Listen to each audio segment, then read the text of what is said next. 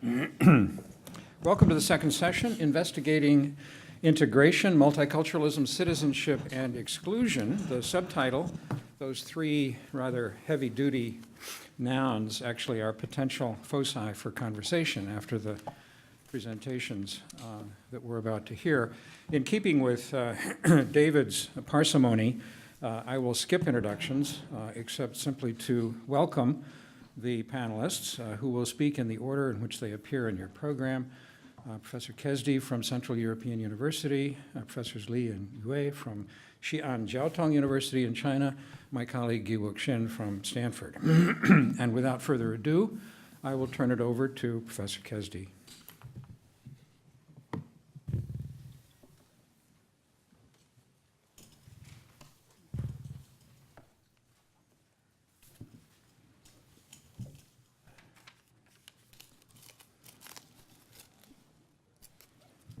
Thank you for inviting me here. It's a pleasure to be here at this conference. I'm an economist, and what I will show you is not strictly economic stuff. Let me see if this works. Yeah. So I'm Gabor Kesdi. I work at the Central European University. That's a small, private, graduate-only university located in Budapest, Hungary. And it was founded 20 years ago. And it has an economics department where I work. I'm gonna talk about the Roma of East Central Europe. What we mean by East Central Europe, you're going to see on a map in a minute. And the subtitle of my talk is "A Few Things We Know and Many Things We Don't Know." I would like to talk about facts and how hard it is to produce facts about the Roma of East Central Europe and why it is so and what it is that we might do about that. And I'm going to show you some results, some facts from research that I've done with various co-authors. So the Romani people, even the name is a bit controversial. Romani is used in the US and in the western parts of Europe for the Romani. Roma is used mostly in East Central Europe. And both names have problems, and the camps keep fighting about which is the least bad. There's agreement about names that the Roma, I'm not going to use these two names interchangeably. I think that's becoming more and more common. There are names that the Roma don't like. Gypsy is what they like the least because it has nothing to do with anything that they have ever been. It's for mistaken Egyptian origin and labeled by the Brits. And Tsigan, Tzigayner, and Gita and Gitano have common roots, and in some countries the Roma are fine calling themselves Tsigan or Tzigayner. In other countries they're not, and it has to do partly with the origin of the name, which comes from Romania, where the Roma were enslaved, and the Roma slaves were called Tsigan. That's where the name comes from. So in Romania, it's not as politically correct. In Hungary, it's more politically correct. Roma and Romani are becoming the norm. So even the name is a bit controversial. Here are some figures. These are estimates. Estimates are very hard to come by. Estimates of population share. Blue is high, greenish is lower, and the rest of the colors are even lower. By far, the biggest Roma population in East Central Europe lives in Romania, which in itself is a big country, where 10% of the population means close to 2 million people. And Bulgaria and the former Yugoslav Republic of Macedonia also has high fraction of Roma. Of course, Macedonia is a tiny country compared to Romania, Bulgaria. Bulgaria is comparable to Hungary, Czech Republic, and Slovakia, between 8 and 10 million people. So there's a marked you see some pattern in the population shares, and it has to do with history. And I thought it might make sense. I think this is a figure that is worth keeping in mind and remembering, both for the international or multi-country nature of the Roma minority. They're a minority in many countries, and also the size. They are the biggest minority, ethnic minority in the European Union. These countries are now almost all part of the European Union. Most of them are part of the European Union, where Roma representation is high. So the Roma of East Central Europe has all of a sudden in the past 10 years become a European problem, and European countries, not least the countries where the Roma live, are not really prepared to deal with problems that are associated with the high fraction of Roma population and their situation. And a very short history for those of you who don't know. There is little evidence on the history of the Roma because of their illiterate tradition. It seems that the Roma have been a people with very high integrity. Otherwise, they wouldn't have been able to keep their identity for centuries in adverse circumstances. But where that integrity comes from, and we don't have credible accounts of the religion that they used to hold, and so it's pretty evidence is scarce, which of course is very good for building myths, both inside and outside Roma communities. The evidence that we have are pretty strong on their origins. They originated in India and traveled through to the Balkans through Byzantium, and then with the Ottoman Turkish army further, as the advance of the Ottoman Turkish army was followed by migration of the Roma. And northwest, meaning northwest, they kept going northwest of East Central Europe. Another branch of Roma arrived to Europe through Spain from northern Africa, again with the Ottoman Turk wars. But there are large minorities in Spain and France, and somewhat smaller in England and Ireland. Very small in England and somewhat smaller in Ireland. But they have a same origin from India, and some linguistic similarities. But they have lived apart for such a long time that they can be considered as pretty different minorities. In particular, so one important thing to keep in mind is that on the Balkans, the Roma were enslaved formally until the late 19th century, and most of the movements in the 19th century meant movements, escapes from slavery towards the western part, and that's how they arrived in parts of Austria and Germany as well. And I'm sorry, one thing to know about the Roma of East Central Europe is that they're not travelers. They don't move. They have not moved for centuries. They have been settled for more than 100 years. That's not completely a myth, because the traveler lifestyle is still more appropriate for Western Roma, Western Romani, but not for the Easterns. One thing to remember, and that's going to be important for data collection, the memory of the Roma Holocaust. The Roma were subject to the Nuremberg laws together with the Jews, and were persecuted in very similar ways. And then the communist countries, these East Central European countries, were all communist, tried to integrate them with some successes and some failures. In particular, in many countries, Roma were urbanized. Sometimes their settlements were destroyed by force and resettled in cities as very unskilled laborers, and they helped the unskilled, the labor-intensive expansion of the communist economies in the 1950s and early 1960s. And of course, things went bad after 1990. And I'm going to show some figures that we, with a co-author of mine, put together with painstaking work on data. In 2005, there was a launch of the Decade of the Roma Inclusion. In case you missed, you're not alone. The Roma missed this too. This was initiated by NGOs and sponsored by the European Union, and governments signed decrees, and hands were shaken and photographs were taken. And the goal was to help the integration of the Roma and to raise awareness and hold governments accountable for their policies.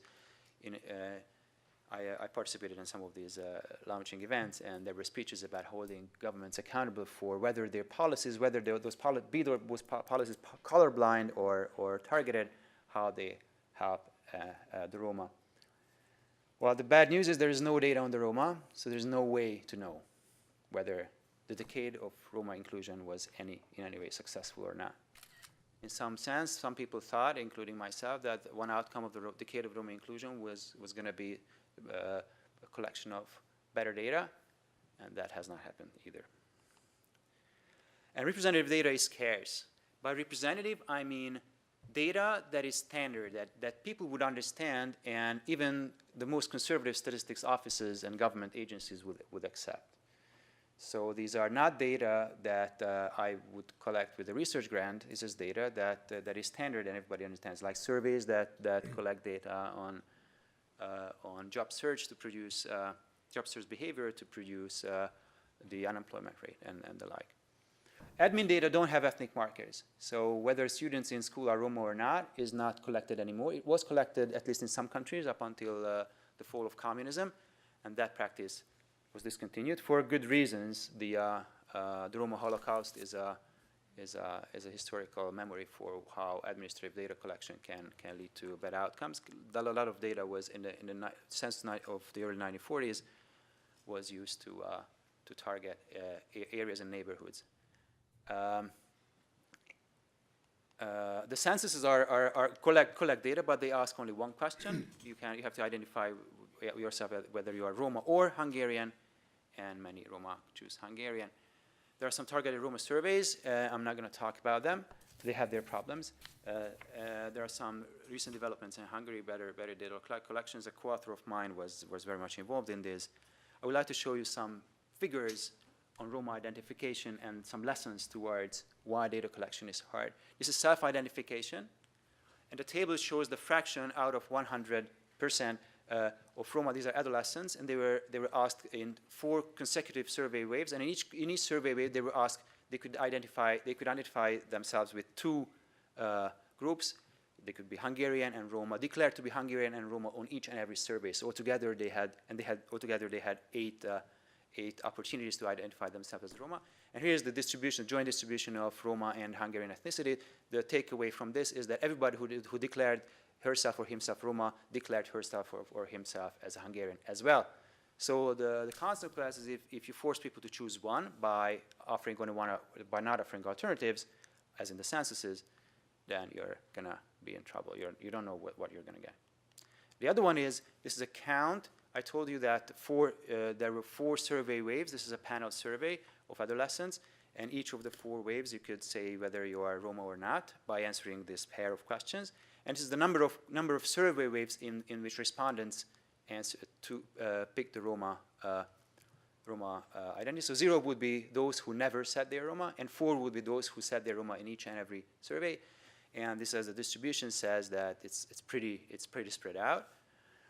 And there is systematic variation, mean socioeconomic status, which is put together by income and parents' education and test scores. They all show a pattern. So the consequence is that even if you ask 2 questions, but you're in a single cross section, you're going to miss a lot of Roma, and it's going to be a selection which is non-random. You're going to get the more disadvantaged parts. So in the final 3 minutes that I have, I'm going to show you some results from Hungary of what you can do if you have data. With a co-author of mine, we spent 10 years. Most of my years since graduate school have been spent on data collection on this issue now. And now we have some data. So this figure shows the development of employment rate from 1980 through 2003 for a single birth cohort. These were 20 to 40 years old in 1984. So prime age workers when communism fell. And the upper line is national average, Roma and non-Roma combined. Roma are about 5%, or in this age group, and the lower figures are the Roma. And if you concentrate on the left panel, men, before in communist time, employment rate among the Roma was well above 90%. And you see that nationally, 10% of the jobs were lost for good during the post-communist transition, but the same figure is a lot more dramatic for the Roma. This is something that people are not surprised by if they live in these countries, but the numbers nobody knows in other countries. So this is the more recent past. These are unemployment rates, sort of computed by. It's a survey on adolescents. These are the parents of the adolescents. So they are 35 to 49 years old in 2006, and they are even within that they are a selected group because they are parents. So what you see is unemployment rate, job searchers over job searchers plus workers, whether working irregularly or irregularly, and that's important for the Roma, by the way. And what you see is in the fall of 2008 shows you see an increase in unemployment rates. That's the bottom line is non-Roma, and the upper lines are Roma. And in Roma, you see, of course, higher levels, but also a dramatic increase as well. And what you also see is seasonality. Those ups and downs are systematic. That seasonal work in summer months and in early fall mark low rates of unemployment.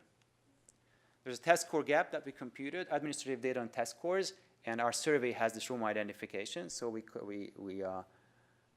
connected the two. So that's the way for 8th graders in 2006 we can measure test score gap in Hungary between Roma and non-Roma, not for any other country, not for any other year, and not for any other cohort.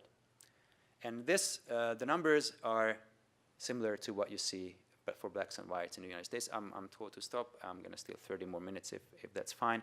Interestingly, the gap disappears if you control for a lot of stuff in the Roma non-Roma gap. Same is not true for the black-white gap.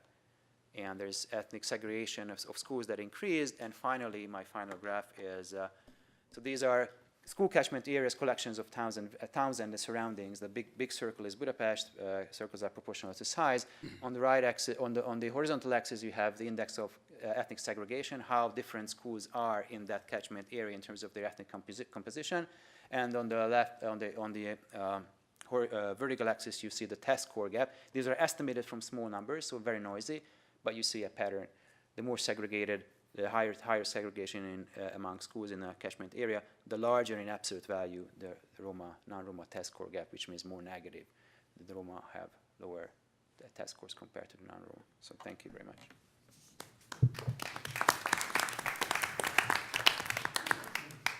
Yes, please.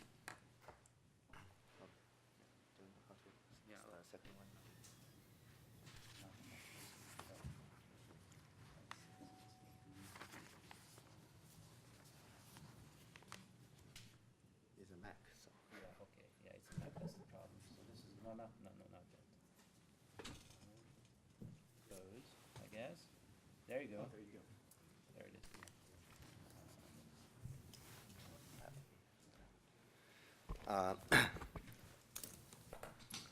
Thank you very much. It's a great honor to be invited to come here to share with you some of our collaborative research work with Stanford University between Xi'an and Stanford. This paper is about the rural farmer migrants' work and social integration in China, especially with special policy challenges in China. And it's kind of a work between Stanford and Xi'an University. And we have a co-author and also long-term collaborator, Professor Mark Fedman, who is among the audience, and he's sitting over there at the end of the table. But we too from Xi'an will be presenting the paper. I'm going to have a very brief introduction about our work over the last 10 years, and Zhongshan will actually give you a real presentation about our work. Let me say first that migration in China usually will mean that domestic migration, especially from rural to urban migration. So it's very, very important in China. I think there are 3 reasons right now in China. The first one is that it's size, huge size. So currently, it's about we have 1.3 billion people in China. It's about 260 or 70 million people are migrants. And among them, the migrants, definition of migrants, that means that they have left their hometown for more than 6 months and living in other cities without their hukou registration moved. And among these 260 or 70 million migrants, about 210 or 220 million are farmers who left rural area and work in the urban area. So this is one side. The second one is that because it's related to the migration, related to the urbanization. While the urbanization has been important, but right now it becomes extremely important because a new administration, new government, new premier has named urbanization as one of the new engine for future economic growth and social development. So it's kind of one of the big options for China. The second one is that the living status and living conditions, well-being, and especially social integration has been a big concern over the past years because it's related to the social stability and social harmonies in Chinese society. So that's one of the big mission of the government. The third one is that the Chinese government over the last couple of years has launched many new social programs, social policies to try to promote the well-being, living status, and especially integration and the public services among the farmer migrants in urban area. So that's one. The migration, urbanization is important, both in research, but more importantly in policy. The second one is that about 10 years ago, SC1ATK123 and Stanford, we started working together to try to examine the, because 10 years ago, migration was already there, but not so apparently, especially in the scale. So we were very interested in looking at the definition and the dimension, measurement, and the status, determinants, and consequences of the migrants' work in the urban area. Farmer migrants working in the urban area, especially their social networks, social integration, and the consequences to health, well-being, and the social stability. So we did surveys. We did pilot surveys in Shanghai, in Shenzhen, in Xiamen. They're all major big coastal cities. And also later on, we did surveys in Xi'an, where we come from. So over the last 10 years, we have done a lot of surveys. We have done a lot of empirical studies focusing on the social network and also social integration and its consequences for individual families, migrants, and their even the local permanent residents, and also the government policies. From last year, we started working with the government, trying to move forward from just empirical research to policy formation, policy implementation, and evaluation, and the new programs to try to promote the well-being of the farmer migrants. So we have been working with the National Population and Family Planning Commission to start a national dynamic monitoring survey of the farmer migrants among the 31 provinces in China. And this year we started with the new Ministry for National Health and Population and Family Planning Commission to try to start a pilot network consisting of 8 major cities in China to try to see what kind of measurements and what kind of policies can promote the well-being and social integration of the rural farmer migrants in urban area, but not restricted only to the rural urban migrants, but also the local permanent residents. So that is a basic background. The last work is actually having working with the German government. It's kind of collaboration between Chinese government and the German government. So we're trying to use European experiences and the programs and policies, try to see whether we can learn something from Europe to try to promote the social integration of Chinese people. So Zhongshan will continue as a ongoing project, especially with a focus on the policy formation, policy innovation, and we hope that in future we will have more comparative studies, especially on the policy part with the European counterparts, countries. So Zhongshan will give you more about our real research. Good morning, everyone. The presentation is divided into 5 sections. First, make a simple introduction. Hukou has divided Chinese population into classes of citizenship. And one class with non-agricultural hukou, the other with agricultural hukou. The former one is socially and economically superior to the latter one. From the late 1950s to the early 1980s, rural-urban migration was tightly controlled by the hukou system. Since 1978, economic reforms caused a rural labor surplus and urban labor demand. There were 261 million in 2010. Most of them are rural-urban migrants. Rural-urban migrants have made a great contribution to China's development. They are even considered as lifeblood of China's economic boom. But under the current hukou system, they are the only circular migrants, still second-class citizens. It's very difficult for them to obtain legal permanent resident status. They usually work in low-paid, dirty, demanding, and dangerous job. Here the figure shows the coverage rates of social welfare programs of rural urban migrants were much lower than urban residents. And two changes are occurring in rural urban migration. Migrants of the young generation who are more educated, more ambitious, more skilled, and know less about farming, like city life and want to eventually settle down in cities unlike their parents. They don't want to be temporary migrants anymore. Moreover, family migration has become increasingly common. Drawing on the previous studies, we define social integration as the decline of intergroup distinction between urban residents and rural urban migrants. We just identify the significant social cultural dimensions that are specific to China, namely acculturation, social economic integration, psychological integration. By acculturation, we mean cultural change resulting from continuous contact between urban residents and rural migrants. It is measured by dialect proficiency and individual modernity. And social economic integration is self-evident, so I don't say too much about it. And psychological integration, it means extent to which migrants feel emotionally bonded to host society with your sense of belonging to measure it.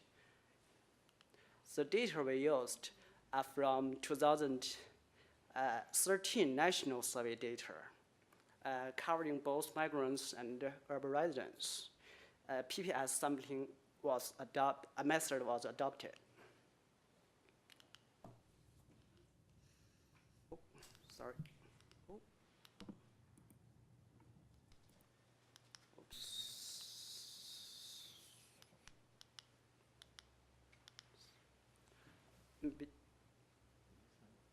Welcome, go back.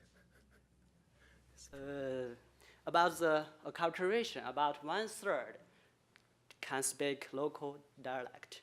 With respect to social economic integration, you can say from the top left figure.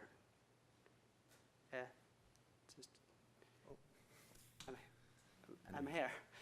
Monthly pay of rural urban migrants is higher than that of urban residents, but hourly pay is lower. Higher monthly pay of rural urban migrants is earned by working longer hours. The bottom right figure shows that there are large gaps between urban residents and rural urban migrants in terms of home ownership and occupation status. About 90% rural urban migrants have sense of belonging to city societies. So what's the status of migrant integration like? Let me sum it up. Most migrants have strong sense belonging to cities, but are far from being culturally and socio-economically integrated into city society. We divide determinants into two categories, institutional and the non-institutional. The data are different from the previous used because some measures are not available with the previous data and some important variables are not available either. So the data is conducted by our university in 2009, covering both rural urban migrants and urban residents. To investigate the role of institutional arrangements in migrant integration, we incorporated the respondents of both urban residents and rural urban migrants. By doing this, we created a variable of hukou status, and we found the effect of hukou of migrant integration is variable depending on the dimension of social integration. Hukou does not affect acculturation, but plays an important role in socio-economic integration. Non-institution factors such as age, duration of stay, migration distance and occupation are significantly associated with migrant integration. But it's worth emphasizing that social ties constructed by rural migrants with urban residents play an important role in migrant integration, especially for acculturation and psychological integration. Basically, we have two main findings. The central government have made great efforts to facilitate migrant integration. There are two attempts. One is hukou conversion. The central government has urged the local governments to open hukou to migrants. And the second attempt is the central government initiate ad hoc social programs, such as equalization of basic public services, including health, medical care, education, and housing.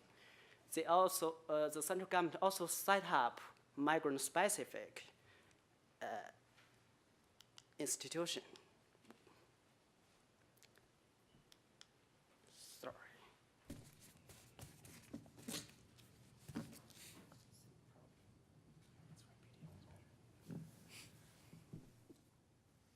Things are getting better, but we think it's still a long way to go.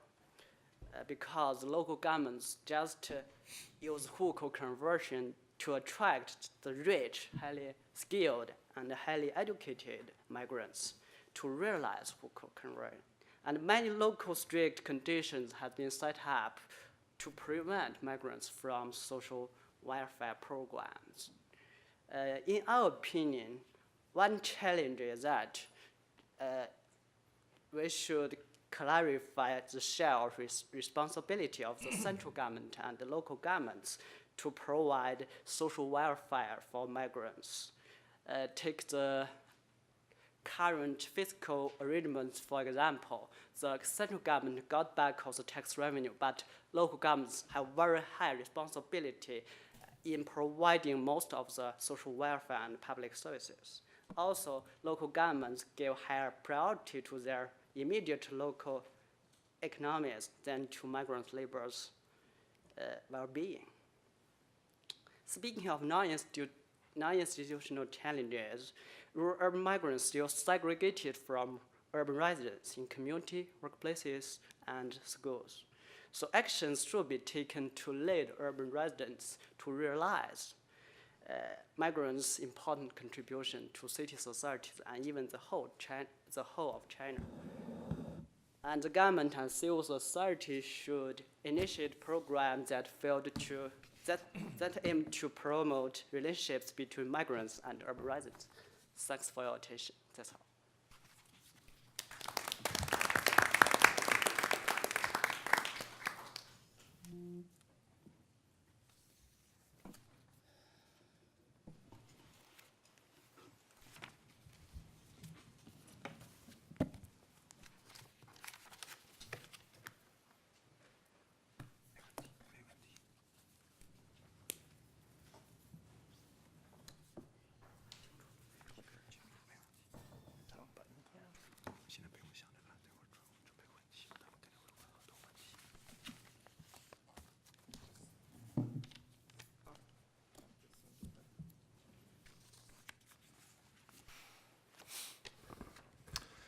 Okay, thank you for inviting me to this conference. I just came back from Asia yesterday, so I feel like I'm attending international conference, even though I teach here at Stanford. Unlike the previous presentation, I will be presenting a very preliminary findings of this project.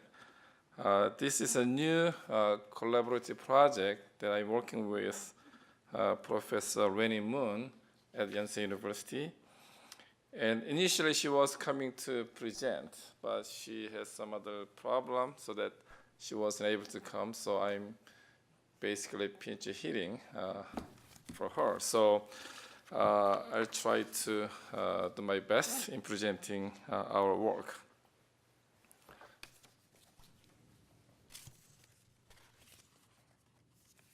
Okay. So I don't have to say that migration has become a global phenomenon, and that is even true for very homogeneous society in Asia, especially Japan and South Korea. I left Korea about 30 years ago, and at the time, migration was not much an issue in Korean society. When you say migration, that meant leaving Korea for a foreign country like United States. But things have changed quite substantially for the last 2 or 3 decades in both Japan and South Korea.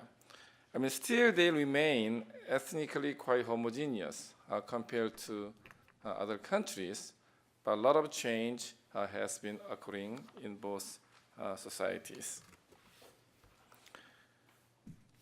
And majority of new migrants are unskilled labor from Asia and also foreign brides. Let me give you some overall statistics to show you a sense. So these are foreign workers in Korea from 1990 to 2012. So you can see quite a substantial increase over the years. And in terms of international marriage, you can see quite a big increase for last 10, 12 years. Today is a big national holiday in Korea, just like Korean version of Thanksgiving. And today I was watching TV, Korean TV, and there was a video conference basically between a Vietnamese bride who came to Korea for marriage and her parents in Vietnam. So she was crying, but so it's quite interesting to watch the conversation between Vietnamese bride in Korea and her parents in Vietnam. And I think situation is quite similar in Japan. So foreign workers in Japan, big increase, and same thing in international marriage. And of course, the influx of migrant labor and foreign brides to Japan and Korea raised a lot of scholarly and policy issues. Especially, it raised question of integration, citizenship, or in broad sense, inclusion and exclusion. As you know, there are 2 legal bases of citizenship, jus soli and jus sanguini, and still Japan and South Korea, use this principle of jus sanguini. So, in order to be a citizen, you really have to have blood, Korean blood or Korea or Japanese blood. And then this influx of those foreigners to Japan and Korea are relatively new phenomena, and they've been struggling to deal with the reality. So their main response was to promote multiculturalism. We know that this came from the West, but they are trying to utilize this conception and policy into their own society. So, for the last 10 years, if you go to Japan and Korea and South Korea, you hear a lot about multiculturalism. So, political or policy rhetoric has been multiculturalism, but if you look at the main policy of multiculturalism, it has been assimilation. So in other words, they're trying to assimilate foreigners into Korean or Japanese society under the rhetoric of multiculturalism. Okay, so in Korea, typical program is like how to make kimchi or how to learn Japanese language. Okay, rather than trying to understand culture of those foreigners. And not only that, the main target has been foreign brides. Migrant labor has been quite excluded even from these multicultural policies because they were considered to be staying in Korea or Japan only for a temporary period. But foreign brides are quite important because they are producing, right, or reproducing for Korean nation or Japanese nation. So these are a very fascinating topic, but unfortunately, this is not the main topic of my presentation today. I just try to give you a background for my presentation. So today I'd like to focus on more recent phenomena, which is a foreign student coming to study in Korea and Japan. I myself was a foreign student coming to the United States 30 years ago. And Korea has been sending a lot of people to foreign countries. I mean, Japan is less, but still Japan has sent a lot of people to other countries. But in recent years, maybe I would say last 10, 20 years, Korean and Japanese universities were receiving many students from foreign countries, especially from Asia. So let me give you some idea here. Okay, so these are number of foreign students in Japan for last 30 years.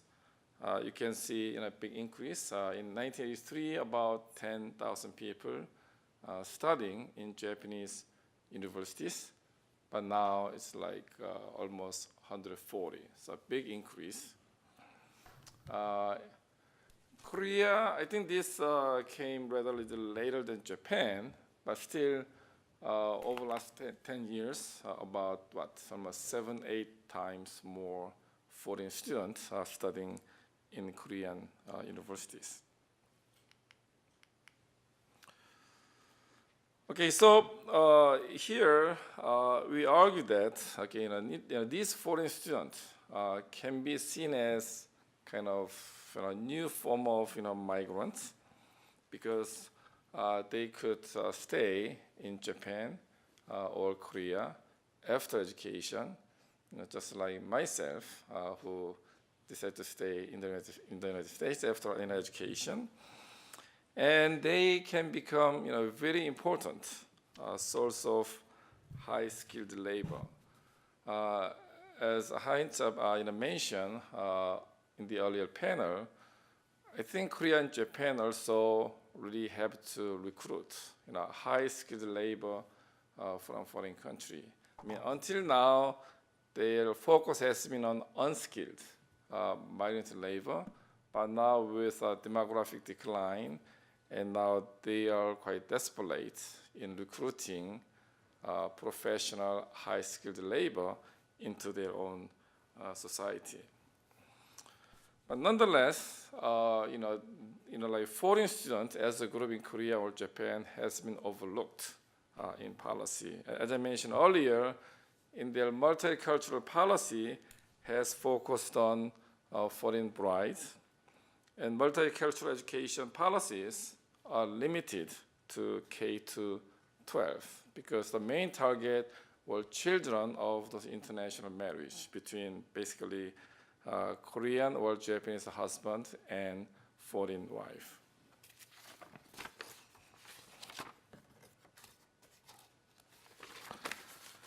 Okay, so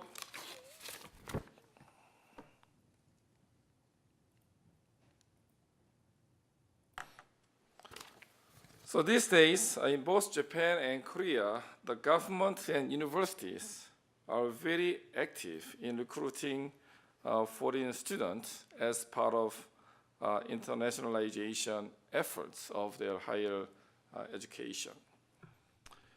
And now they're having more courses in English, and they're sending more students abroad, also encouraging exchange programs between Korean or Japanese universities and foreign universities. But still, we argue that they mainly focus on increasing numbers of foreign students to their own universities, but little effort to support or encourage other forms of diversity or maximize the value of those foreign students in their own universities. So one conceptual framework that we are working with is the 3 levels of cultural diversity. One is structural, basically numerical representation of a student from different individual and social backgrounds. The second level is interpersonal, extent and quality of one's engagement with people of different background. And third one, educational, more formal exposure to diverse people and perspectives through curricular and co-curricular offerings. So basically, in Korean and Japanese universities, the structural diversity has increased substantially. But that was not, or that has not been followed by interpersonal or educational diversity. So I'm going to show you some empirical observations, but then the key question is, why? Why they only promote structural diversity, but not interpersonal or educational diversity. So before that, let me briefly talk about, okay, so, our project is very competitive.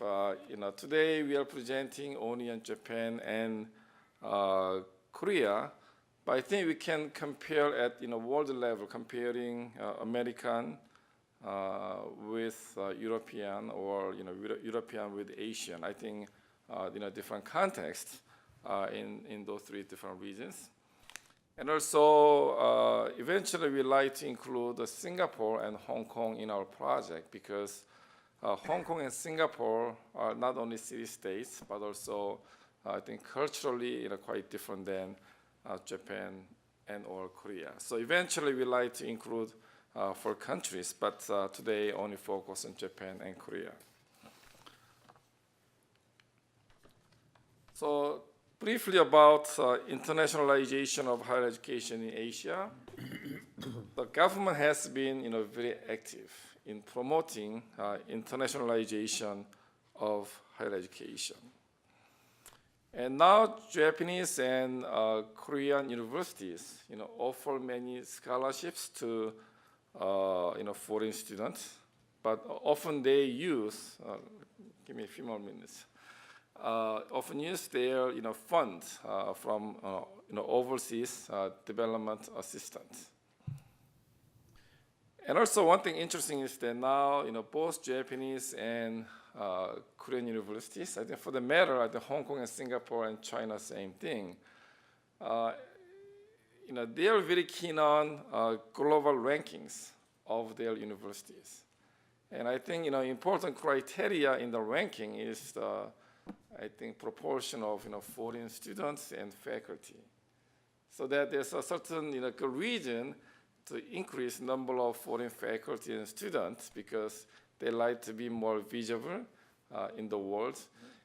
They always announce the rankings of universities in their countries. And once again, the majority of those people coming from Asia, I think China is a big country sending students to both Japan and Korea. Okay, so here we look at Waseda and Tokyo University in Japan, and Kyunghee and Seoul National University, because I think Waseda and Kyunghee are leading universities in Japan and Korea in terms of internationalizing their higher education.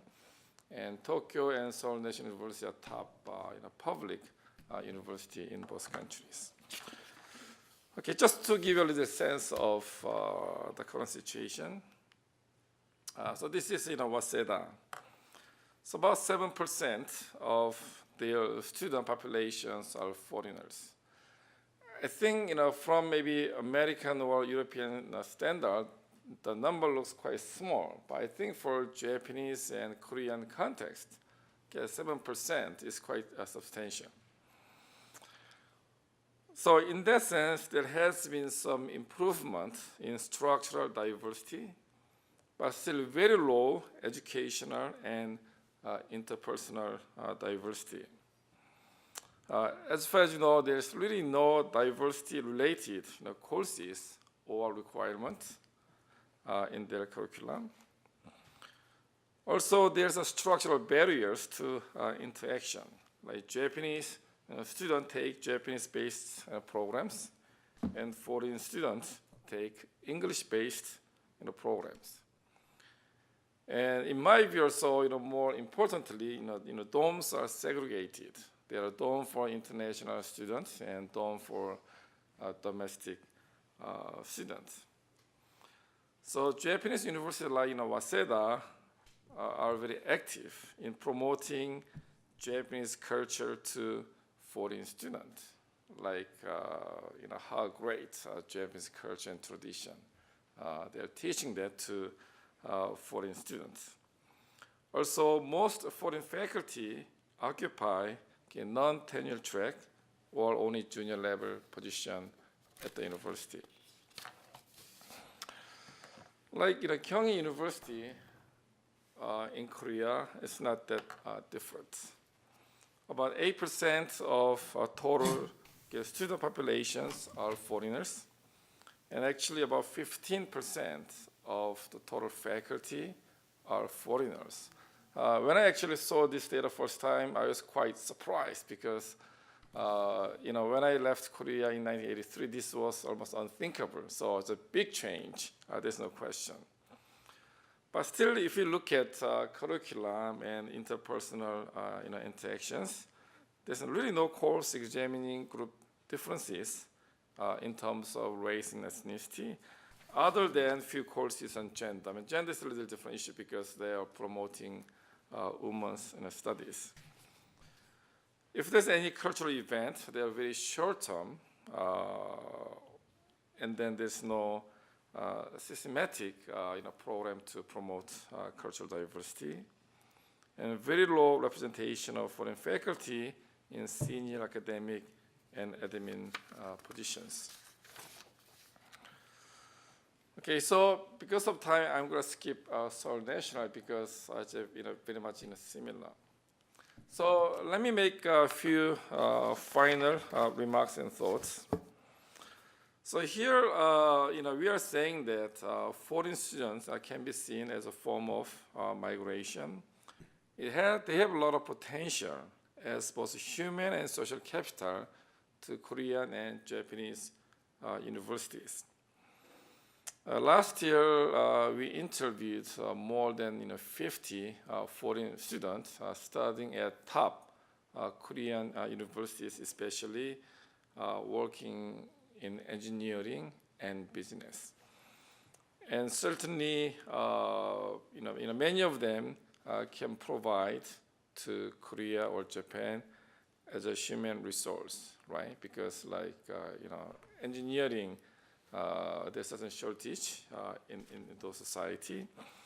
But even if they leave Korea or Japan after education, they can be an important social capital for Korea or Japan because they can bridge between Korea, Japan, and their own society. I mean, there's we interviewed one student from Mongolia, and he said that he came to Korea because he not only liked Korean culture, but also he liked to learn Korean developmental model. And then after he returns to Mongolia, he wants to sort of emulate Korean success to their own country.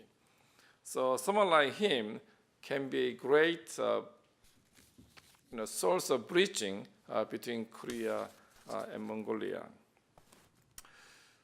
But I think that the question is, whether structural diversity can lead to other forms of diversity. In order to facilitate other forms of diversity, what kind of policy do Korean and Japanese government promote to do? And then finally, whether this kind of interaction can contribute Asian regionalism. So once again, we are still very early stage in this project, and I would welcome your comments and feedbacks. Thank you very much.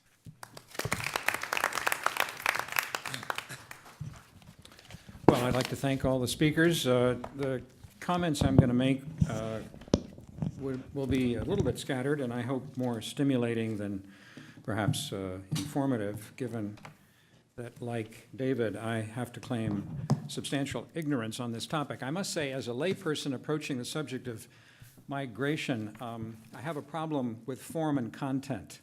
In other words, if migration really boils down to movement, to what extent are we really talking about an intersection? That is to say, the places that we have referred to are coming into view purely because there has been or is now movement of some kind. Migration, obviously, one can distinguish migration from a number of other categories, including tourism.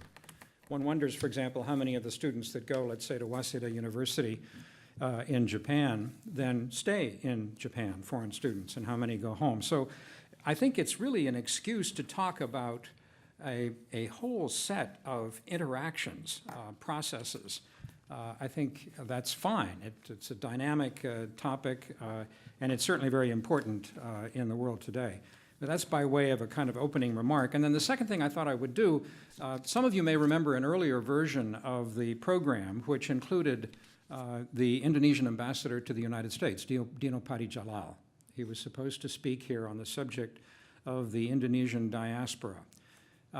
We haven't really talked about diasporas as such, and so I'm reluctant to delve into the topic that he might have opened up were he here. I have to say that the reason that he is not here is because he is today traveling around Indonesia campaigning to become its next president in the elections that will be held in 2014. So obviously his priorities are rather above attending this particular meeting. But what's interesting about his case, which I just want to mention between parentheses before I comment on the papers, is this, that Dino sees the diaspora, the Indonesian diaspora, as a political resource. And so I think the focus at a conference like this is understandably on the migrants. How are they getting along? What's their happiness level? How's their SES, their socioeconomic status, right? And what can the host institutions and societies do to improve their conditions? But I think also migration can be seen a little bit differently as a Rorschach into which people can read all kinds of purposes, including in this case a political purpose. That is, the idea behind this Indonesian diaspora's mobilization. In August, just last month, they had a diasporic congress in Jakarta. 8,000 people attended, Indonesians coming back from all over the world.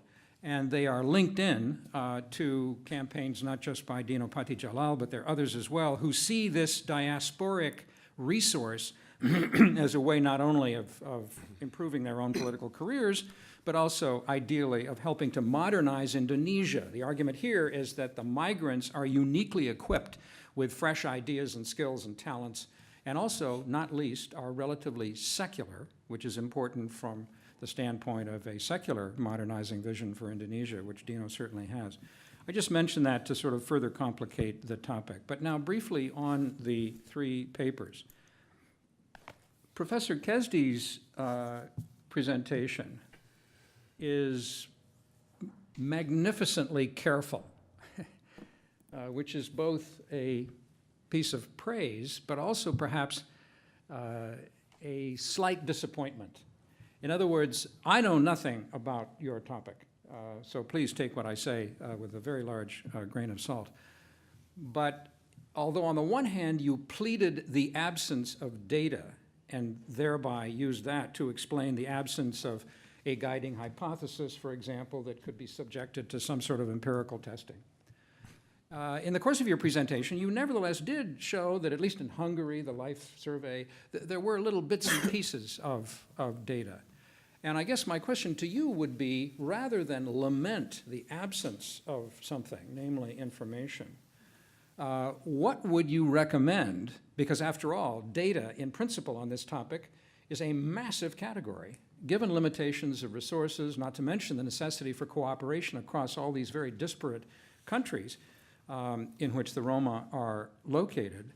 How would you go about correcting the problem that you have identified? What kinds of data? And after all, remember that whenever you look at a piece of, whenever you look at a datum, inevitably there is some perhaps unconscious, unintended even, sense of priority or interest. So what should we be interested in as a priority research project to try to develop the database that you say does not exist, that should exist, so that we can then get on to the business of actually really studying this particular problem? And I have to say that I did take the liberty this morning to try to at least repair my ignorance in a minimal way, to look up the decade of Roma inclusion that you mentioned in your presentation from 2005 to 2015.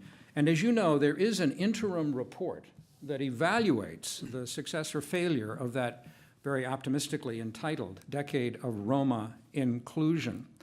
And your remark is that it failed due to lack of data. But the authors of that report, although they do include, and they also, like you, lament the absence of sufficient information, they have other reasons as well, insofar as they are critical of the progress that has been made. First, of course, the plea for financial resources. I guess that's a standard kind of argument one might expect from institutions, but also because the agreement that generated the decade lacked an enforcement mechanism. The lack of centralized authority for the authors of this report, as you know, was critical. And this opens up a theme that actually, I think, brings us back to the earlier panel and may perhaps encompass parts of the panels to succeed this one, which is the governance dimension of migration, which takes us away from the sort of local sociology or anthropology of the migrant's experience and asks a broader, more structural question as to whether or not the institutional setting in which migration occurs in these various countries is conducive to whatever the desirable outcomes might be, including the satisfaction of the migrants themselves or the increase in GDP or whatever your, as it were, your dependent variable happens to be. And I think in this regard, David's comment about a learning mechanism is entirely relevant. After all, one of the purposes of the Decade of Roma Inclusion was monitoring, but it's not clear in reading the report exactly what even was attempted. Perhaps you could also clarify that aspect so that there is some feedback mechanism in place. Enforcement presumably very difficult because you're dealing with governments that presumably would be reluctant to relinquish that kind of authority. But in any case, although many of them obviously are in the European Union, and therefore that would open up some possibilities. With regard to the China paper, again, it's what strikes me is the uniqueness of each of these projects. I mean, arguably, if we have to go back to the 13th century to identify the migration that brought the Roma to Europe, should they even be treated as migrants today? Are we picturing a situation in which they are nomadic as a matter of lifestyle? Or really, are they resident minority populations that should not be distinguished all that greatly from other such minority populations? So maybe it's really not about migration at all, although I say this again from abysmal ignorance. And with regard to China, to what extent is the issue of this rural-urban migration best seen in sectoral terms as an aspect of economic development, for example, rather than as involving something unique about the trip, as it were, the traveling of the individual from one setting to the other?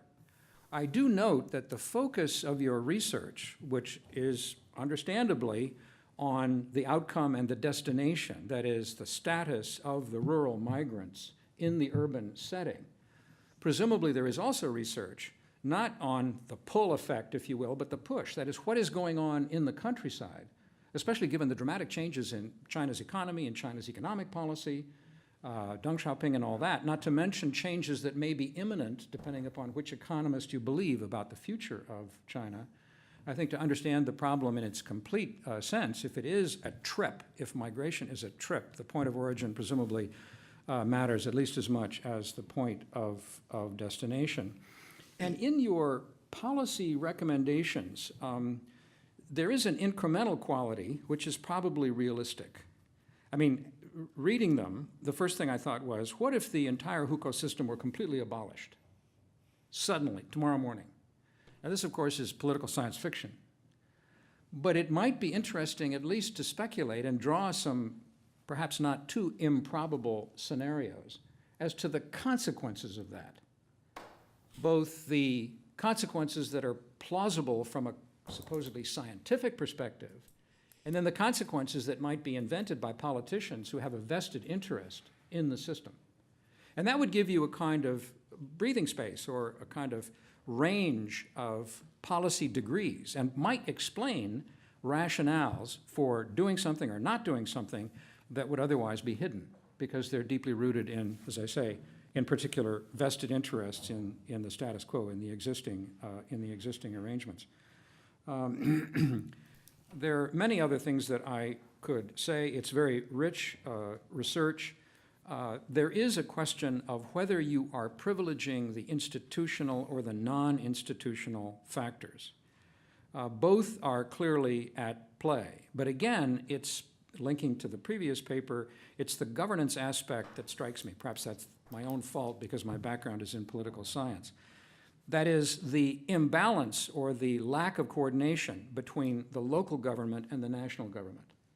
So broadly then the question becomes, again, to engage in a thought experiment. If you did nationalize the policy and deprive the local authorities of the conversion, which presumably is distributed very carefully to those who least deserve it in ethical terms, that is to say, who are already the best off, which then adds to the Gini index and so forth, to the inequality locally, then what would the alternative be in terms of national reform? Now, I realize that political reform is a sensitive topic in China, but on the other hand, the economic aspects, the social aspects, it seems to me this is not democracy.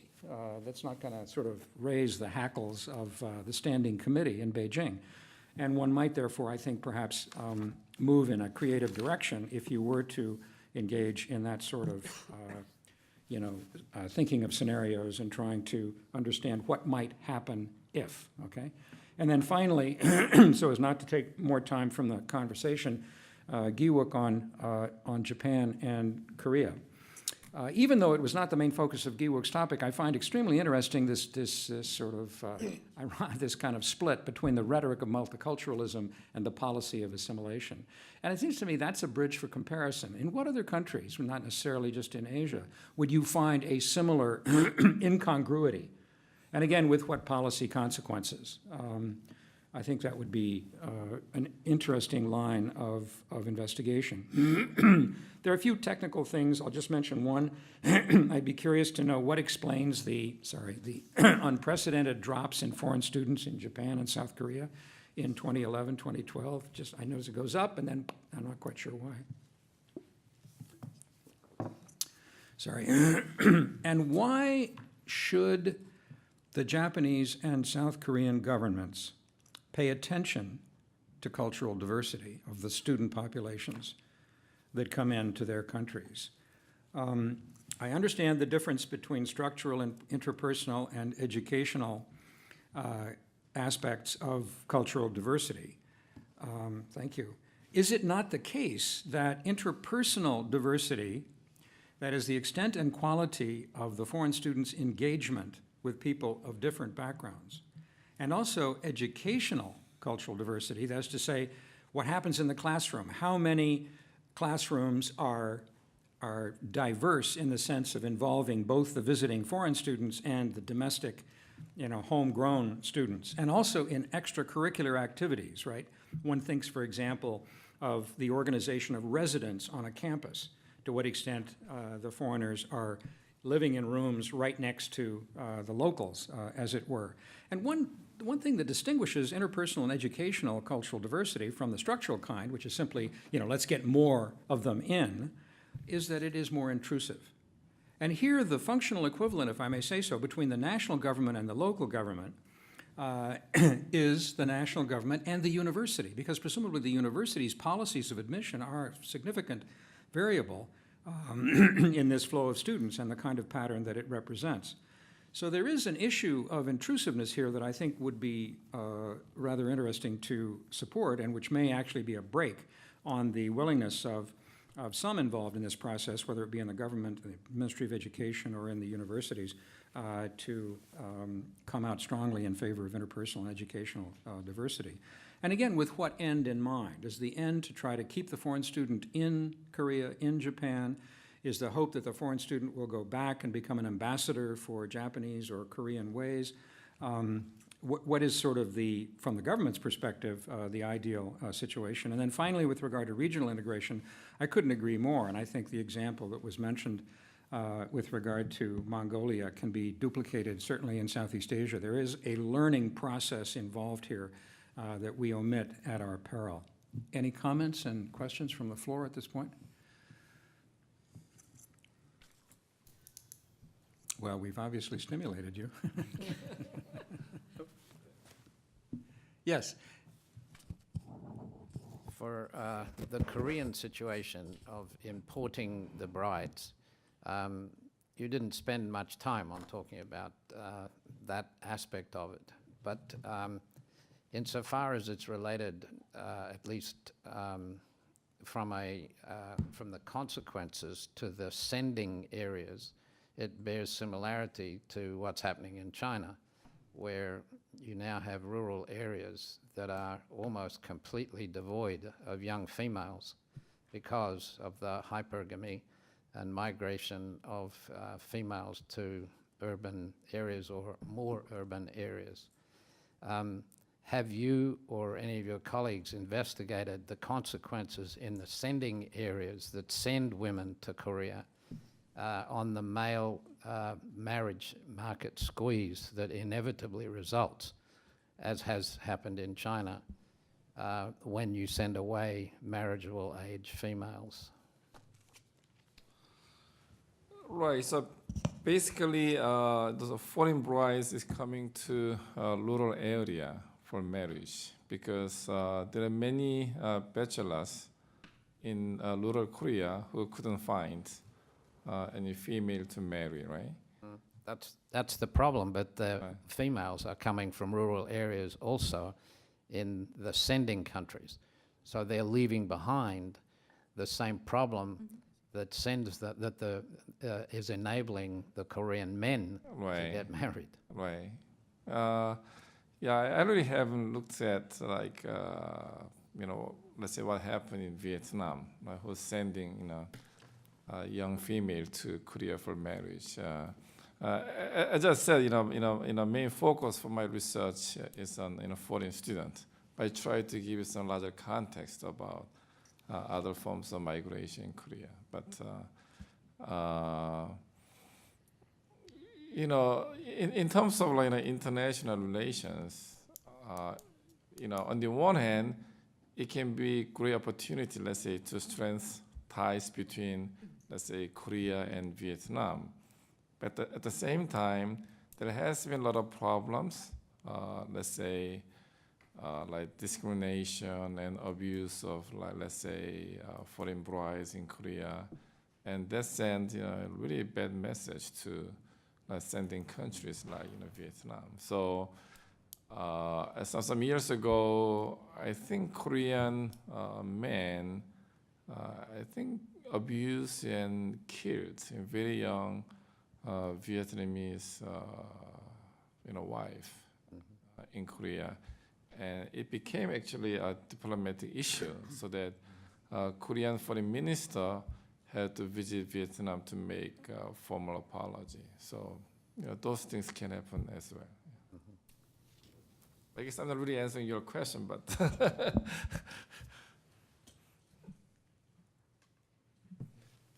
So on the paper about urban migration in China, it raises, to me, a question of what counts as integration and when can we tell? We look at a pattern of how equal, say, urban dwellers are to migrants in various socioeconomic outcomes. But the question is for the inequalities that we observe, are those large, are those small, and what should we count as being sort of relatively successful integration? And so it's particularly important to know the answer to that question, because ultimately we're interested in what are the factors that lead to more or less integration, and making these sorts of comparisons I think are informative. And so with respect to China, I wondered whether there's an opportunity, and you may know the answer to this question, to learn from regional variation in integration. Are there a set of policies or a set of characteristics of migrants that vary across different regions within China that give us insight on the factors that are driving different levels of integration? And then perhaps historically, in more of a cross-country sense, or, are these rates of integration that you're observing in China, are they, relatively high levels of integration or quick levels of integration vis-a-vis, what other countries experienced as they were industrializing? Two questions, then you can answer. Yeah. I have a question also for the colleagues from China. I've enjoyed your paper very much. I've learned a huge amount. However, I want to make sure that I understand how you're using the term acculturation. I'd like to make sure that I understand it correctly.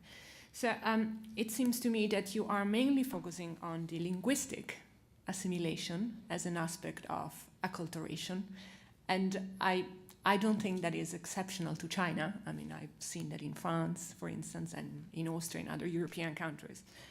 However, I wonder whether there are other aspects of acculturation as a process that you are including in your analysis, and what kind of practices are you looking at?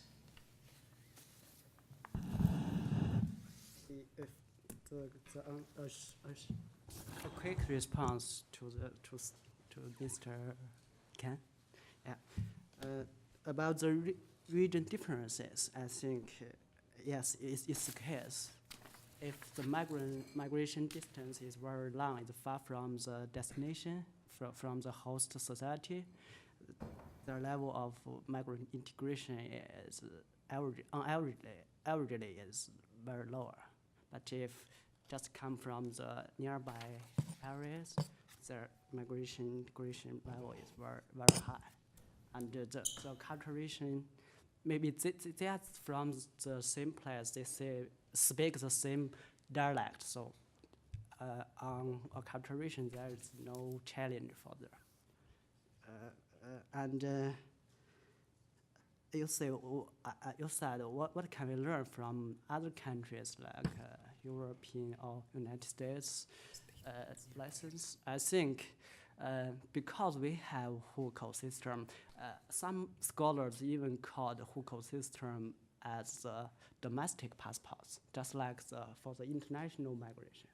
So we think we can learn a lot from international migration. And the Chinese government also take measures just like passport. If you meet some conditions, and then you can get the local permanent resident status. For the acculturation question, we also use individual modernity to measure migrants' acculturation. I think it's important more than language, because we Chinese both speak Chinese, but maybe different kind of dialect. And individual modernity is it matters a lot because those rural urban migrants are almost from rural areas, and they used to farm. and they lived in agricultural society. Now, today they migrate to cities and live in a modern industry life. So they have to use to their kind of lifestyles. This is important, but we just skip in our presentation because of time limitation. So thank you for your question. Do you have something? Do we have time to Yes, add one more? I just Sure, want, yeah, absolutely, you can respond. I just want to know whether we have time. Yeah, Okay. we do. Okay. Just want to add a little bit more points, and especially to Ken's question about the policies that can promote what factors we learned that driving the integration of the migrants into the urban society, and what kind of policies. First, I would like to say that integration is something new for in the concerns of the migrants, because in the past, the government only concerned that whether we have enough migrants from rural area to urban area to work in the manufacturing, construction, so enough labor force. So whether they have some payment, whether they have some kind of places to live, it doesn't matter whether big, small, dirty, okay. So in the past, integration was not concerned. It's only that whether we have enough, who can have enough skills to produce enough products to sell, to export to other countries, United States, Europe, Japan. So that's some kind of, I agree with you that migration in China at the beginning is more or less a kind of economic phenomenon. It's not a social development phenomenon, nothing to do with the social policy, just because of Chinese economic reform and economic growth, and especially its export-oriented economic policy. So that's in the past. But over the last couple of years, because the Chinese economy has been growing for more than 30 years, so it has increased a lot of disparities among the regions, among the groups, and but especially between the three groups of people: urban people, left behind rural people, and rural to urban migrants. So you're right. We actually have some studies done to investigate what are the well-being and the situation of those left behind people in the rural area, especially young people, children without parents around, and the old generation without young adults to support their old age life. So this kind of stuff. So as a result, that integration as a new policy, a new social measure, new measure to measure the success of the government policy and the government's governance. So it has been put into place by the administration over the last 5 years, I guess, at the end of the Hu Jintao's regime and the beginning of the Xi Jinping's regime. So it has been important because it's related to the social stability, and it's the eventual goal of constructing, building up a harmonious society. That's a kind of a slogan of the National Communism Party. So that's why right now we are converting to integration. So I think that integration not among the different groups of the farmers, and also especially between the rural urban migrants and the local residents. So that's something of generally the policy background. So because it's a new area, so up to now that the central government, we haven't established a unified policy system to try to target the rural farmer migrants in terms of the social integration. So we only have general principles. That's important. So in the Chinese Communist Party Congress, we have general principles that we should include the farmer migrants into the urban society. We should try to move them to localize and to gradually to change as a local permanent resident. They can get hukou.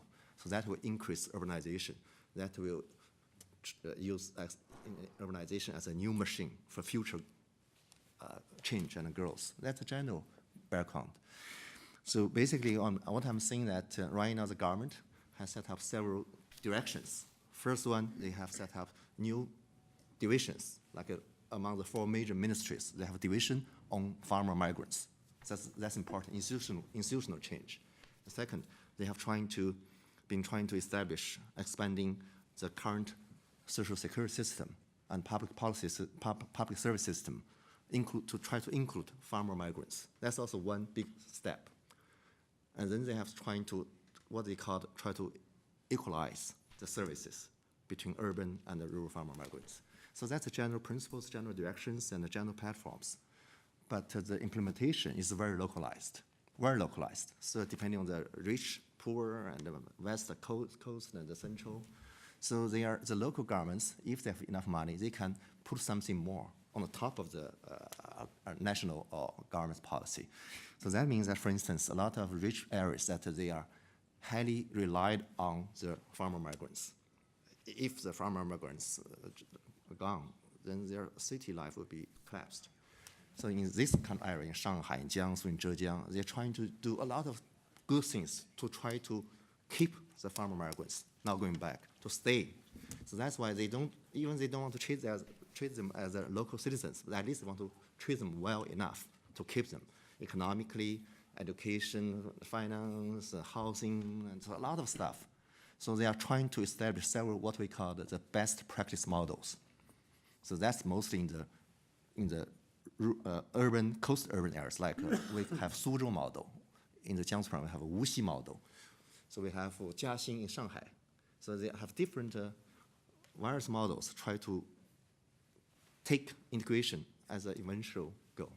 But the implementation practice varies a lot.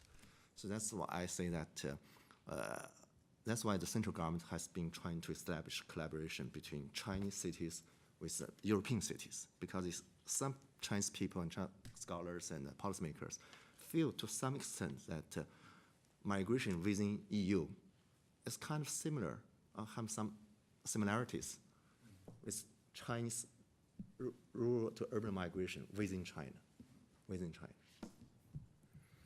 Well, we're right on time. I know you're hungry, and thank you to the panel, and thank you for your comments.